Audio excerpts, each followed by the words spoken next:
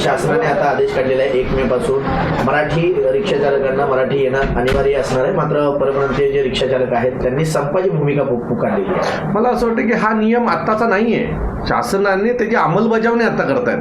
हा नियम खूप आधीपासून आहे आणि या नियमाची अंमलबजावणी होत नव्हती. खरं तर या लोकांची सुरुवात ही ज्या वेळेला लायसन्स देतात त्यावेळेपासूनच होते. लायसन्स ज्या वेळेला आपण ट्रान्सपोर्टचं लायसन्स घेतो त्यावेळेला तुम्हाला मराठी येणं सक्तीचंच आहे.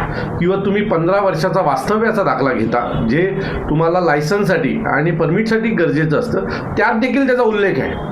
पण अशा ठिकाणी काही भ्रष्ट अधिकारी पैसे घेऊन यांना लायसन प्रोव्हाइड करतात, मग 15 वर्षाचा वास्तव्याचा दाखला प्रोव्हाइड करतात आणि त्यातून हे सगळे वाद तयार होतात. त्यांनी जर भ्रष्टाचार केला नसता, 500-1000 रुपयासाठी अशा प्रकारचे लायसन्स पुरवले नसते, तर मला असं वाटतं की आज ही वेळच आली नसती की यांनी संप पुकारायची.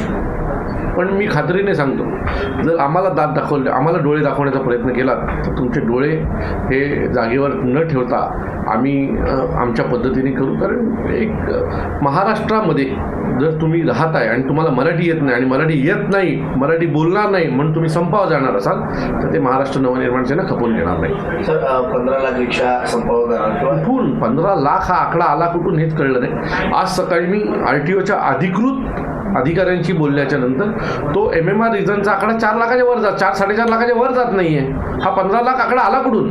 बरं, या 4-4.5 लाखांमध्ये 65% वरती हे मराठी रिक्षा चालक किंवा परमिट होल्डर आहेत. सो हा जो आकडा आहे ना, तो महाराष्ट्रातलं वातावरण खराब करण्यासाठी काढण्यात आलेला आकडा आहे. आणि जाऊन बघा संपावर, मग आम्ही दाखवतो.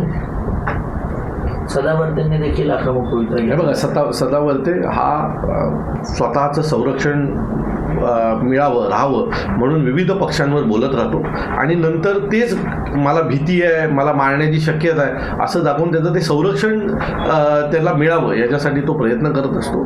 सो मला असं वाटतं की सदावर्तेला योग्य वेळेला योग्य प्रसादाचा कार्यक्रम हा दिला जाईल. काय ना, 25 पोलिसांच्या गडाड्यात फिरून मर्दाच्या गोष्टी करण्यात काय अर्थ नाही ना.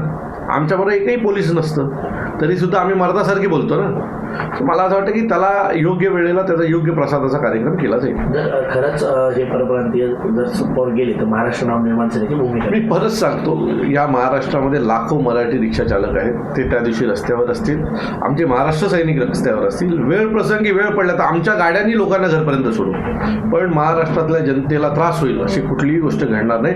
पण याच्या पुढे संपानंतर मग यांनी रस्त्यावर रिक्षा चालून दाखवाव्यात आम्हाला.